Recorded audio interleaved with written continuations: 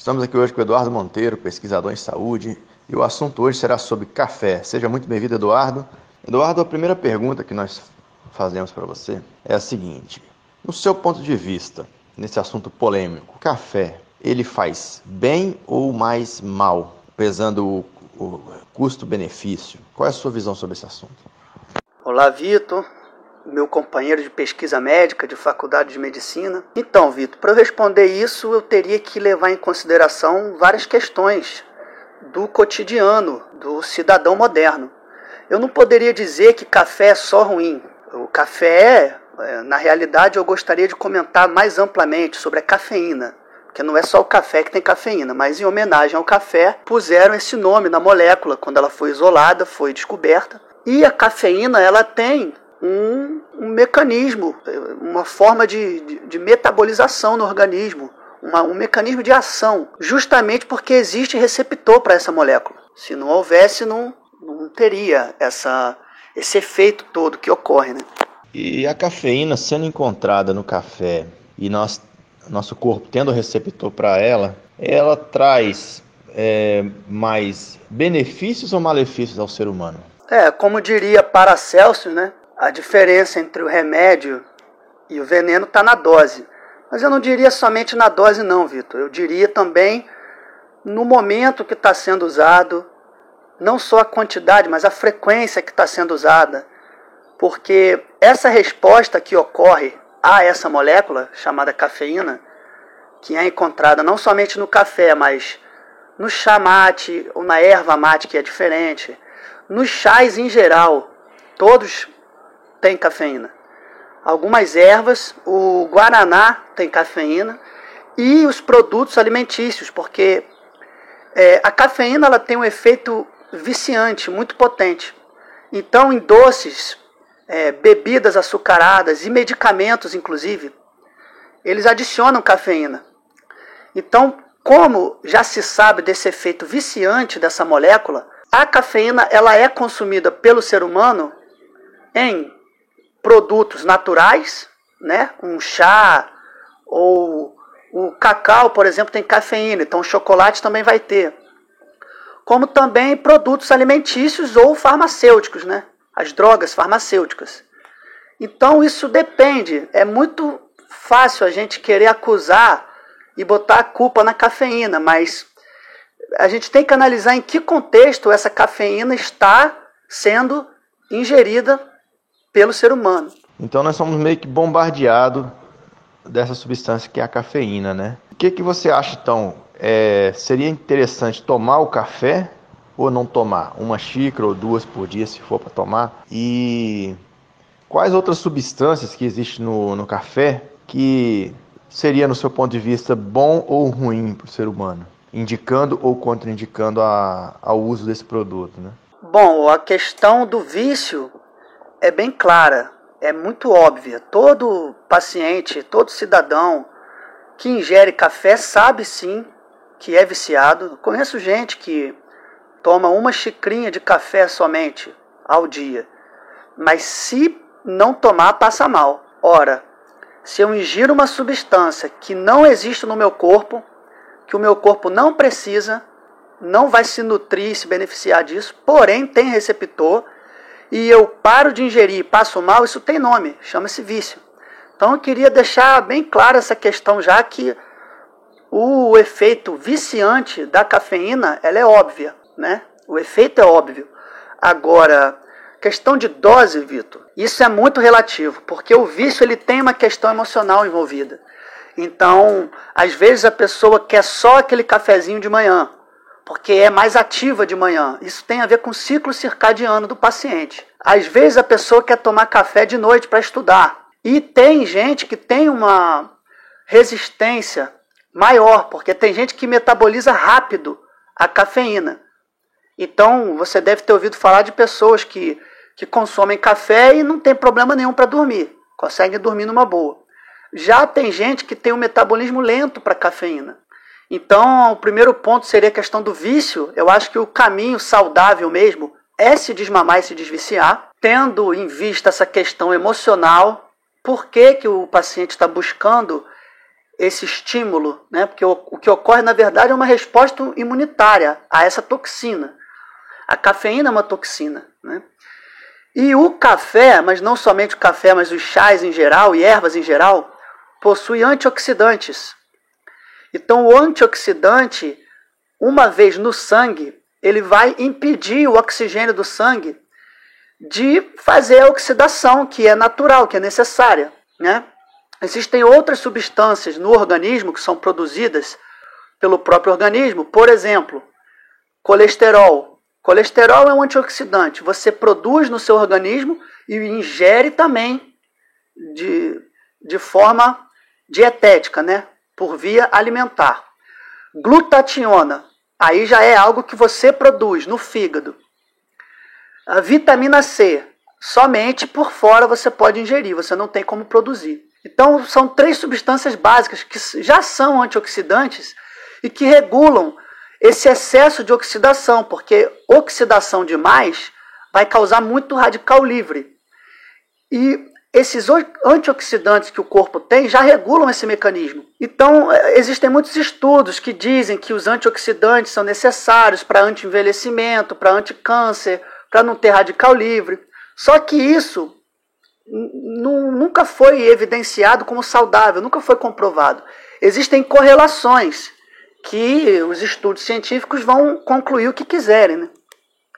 Mas essa ação antioxidante que o café tem, porque ele possui muitos antioxidantes, inclusive depois de 10, 15 minutos de pronto, um café ou chás em geral, já perdeu a ação antioxidante porque entra em contato com o oxigênio, não só da água quanto da atmosfera. Então, caso o paciente queira ter uma ação antioxidante, tem que consumir nos primeiros 15 minutos. Você percebe que, inclusive, muda o gosto dessa bebida, né? Seja o café ou um chá. Então, tanto a cafeína quanto essas substâncias antioxidantes não têm efeito benéfico. E é por isso que existe a resposta imunitária, principalmente, né, laxativa e diurética, porque o corpo precisa eliminar essa toxina. Existe um processo também de sudorese, mas é muito mais pela urina e, em segundo lugar, pela evacuação, que o paciente consegue ao máximo, não tudo, mas ao máximo, eliminar essa toxina do organismo, que chegou no sangue intoxicando. É muito esclarecedor. Talvez até por isso que certas religiões não recomendam o uso do café, né? Talvez pelo fato dele ser algo que vicie, né? E uma outra pergunta referente aos venenos que são usados na plantação. Qual o efeito que esses venenos têm para o consumidor do café? Existe realmente risco relacionado ao veneno jogado na plantação? Ele é absorvido, ele chega até o copo do consumidor final? Sim, existe essa questão de intoxicação também por pesticidas, né? Porque, na verdade, o café é um chá de uma semente. Então, a semente do café, na natureza, ela quer se defender, ela quer se proteger de micro-organismos em geral, né? De parasitas também e de insetos. Então, existe essa capa protetora que toda semente tem, que é a fibra. Então, para você impedir que pestes, né, vamos dizer assim, daí vem o nome pesticida, porque mata pestes. Então, para você impedir que essas sementes sejam atacadas por pestes, você tem que usar produto químico, que é tóxico não só para essas pestes, mas para nós. Então, ainda, além da cafeína e dos antioxidantes, que são feitos para proteger os nutrientes da atmosfera, e a atmosfera é rica em oxigênio, oxidando esses nutrientes, os ácidos graxos, os próprios carboidratos. Então a planta ela tem esse mecanismo de defesa, mas pestes conseguem atacar essas sementes. Então o pesticida é posto na semente, não só na semente do café, mas toda semente, para ser rentável o comércio, eles têm que fazer essa questão. E depois do café processado, porque na realidade a gente compra o pó do café, ele também leva conservante, porque ele perdeu essa proteção natural, que é a fibra. Ele não está mais na forma de semente, ele já foi torrado, moído. Então, principalmente fungos vão se proliferar ali. Todo mundo já deve ter visto coador de café, seja de pano ou de papel, a umidade e o calor predispõem, facilitam a proliferação de fungos. Então todo mundo já viu um filtro com pó de café ali molhado, que já foi aquecido, que está úmido, né? Com fungo. Então o que faz o pacotinho lá, mesmo que seja no vácuo, não ter proliferação de fungo? São fungicidas, que aí já tem outro produto químico que acaba também nos intoxicando, porque nós temos fungos importantes, principalmente no nosso sistema gastrointestinal, mas é mais no intestino. O estômago humano, ele não é feito para ter microbiota, é um dos poucos lugares do corpo que não tem microbiota, teoricamente é o único, né? E é um produto tóxico, pelos pesticidas, pelos conservantes, fungicidas, pelos antioxidantes e a cafeína em si, que é uma toxina. E isso vai ativar uma resposta imunitária.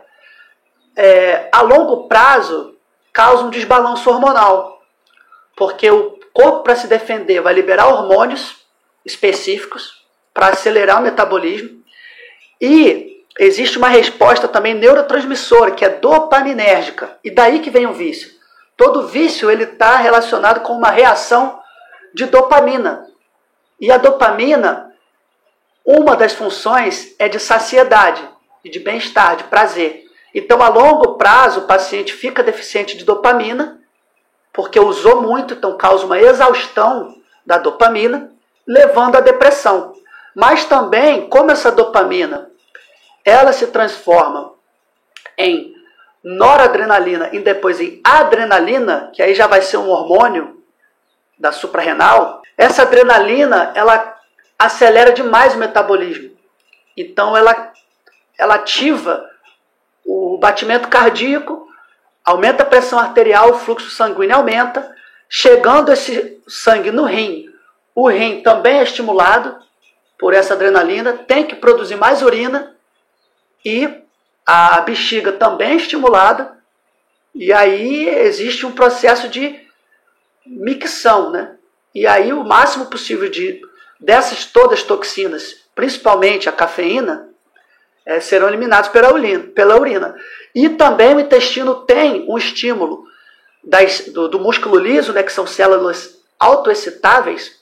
Então ele também vai ter esse movimento peristáltico acelerado, tanto no intestino, o intestino delgado, quanto no intestino grosso. Então vai ter um fluxo fecal maior e um processo laxativo. Vai ter uma evacuação. E vicia também, porque depois o intestino ele fica viciado nesse estímulo. Então o paciente que para de tomar café, ele tem problema para urinar, ele tem problema também para defecar, evacuar, né? E os transtornos neurológicos em geral ocorrem porque a cafeína consegue passar pela barreira hematoencefálica, que é uma barreira gordurosa que protege o cérebro de toxinas, mas nem todas. Então ela consegue entrar, e ela vai entrar no receptor da adenosina. Então esse seria a questão do receptor, o mimetismo molecular, né? A cafeína consegue entrar no receptor do sistema nervoso central, chamado adenosina. Então, quando o paciente para, ele tem os efeitos colaterais, a abstinência, devido a isso.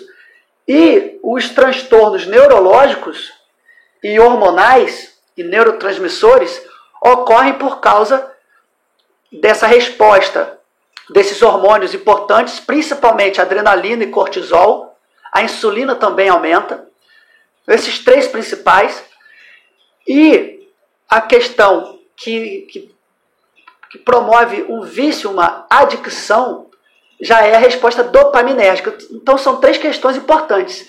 A questão do neurotransmissor chamado adenosina, a resposta dopaminérgica desse neurotransmissor chamado dopamina, e a resposta hormonal de três hormônios importantes, que são adrenalina, cortisol e insulina. Então o negócio é mais profundo do que parece, né? Quando associa o café com açúcar Então deve ficar pior ainda a situação. O próprio Thierry Hertog, que é o presidente da Associação Internacional de Modulação Hormonal, ele mesmo diz numa entrevista que ele não faz modulação hormonal em paciente que ingere cafeína e álcool, porque o hormônio de crescimento cai 60%, testosterona cai de 50% a 60%, é uma bagunça hormonal. Ele considera a cafeína o desastre dos hormônios, porque assim que você ingere a cafeína, no ponto de vista hormonal, você tem um pico de cortisol, você tem um pico de insulina e de adrenalina. Então isso desregula hormonalmente o paciente. Agora, introduzindo o açúcar, eu não sei se seria tão ruim o açúcar em si quanto a cafeína, porque a insulina sendo elevada, ela vai pegar a glicemia do paciente e vai baixar. Então, às vezes, é interessante essa adição do açúcar para a cafeína chegar no sangue junto com o açúcar e esse pico de insulina não causar uma hipoglicemia.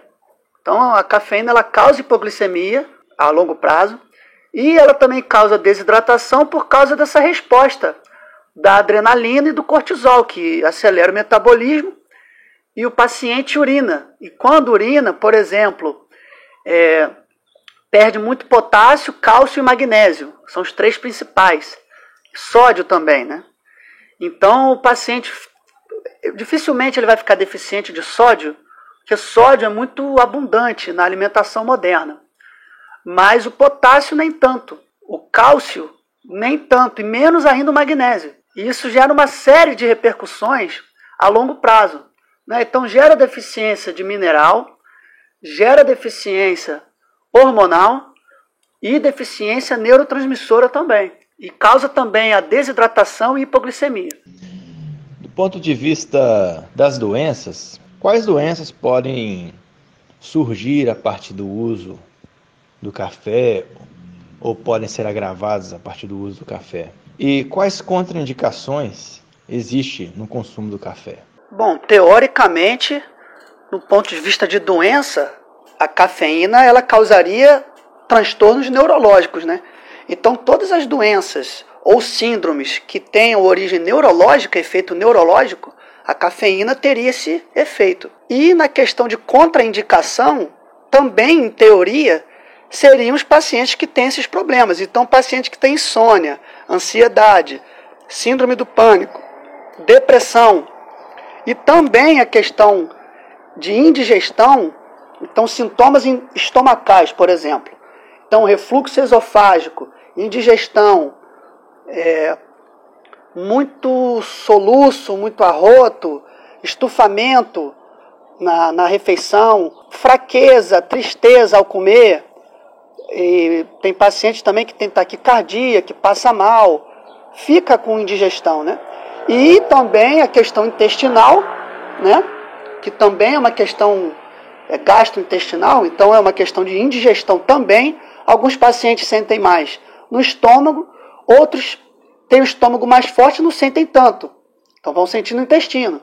Então, sintomas intestinais que seriam os gases intestinais, flatulência, dores abdominais por causa desses gases, que ao ficarem presos, dilata o tecido do intestino, provocando dor, diarreia e constipação. Então, o café em si, ele afeta primariamente o sistema gastrointestinal e, uma vez isso passando para o sangue, secundariamente afeta o sistema nervoso, tanto o central quanto o periférico. Então, todos esses pacientes que têm esses problemas gastrointestinais e neurológicos, seria essa, em teoria, a contraindicação. Agora, na prática, a cafeína é contraindicada para qualquer pessoa, porque é uma toxina, não faz bem. Existem exceções, né? Então, se você tem um contexto que você já sabe o efeito que a cafeína causa, é uma questão emergencial. Então, você tem uma prova para fazer no dia seguinte, ou você está sofrendo uma sonolência, um cansaço muito grande, ou até uma questão de dor também, porque ela também é analgésica, né? A resposta imunitária também libera endorfinas. Os analgésicos, em geral, eles têm cafeína. Então, você tem como fazer uso esporadicamente da cafeína em si, mas a resposta imunitária ela acaba não sendo tão forte quando o paciente não é viciado. Então, na teoria, você pode sim tomar uma dosezinha, uma xicrinha de café uma vez na semana, que na teoria não vai fazer mal. Mas na prática é contraindicado para qualquer pessoa. E está relacionado com qualquer doença, né?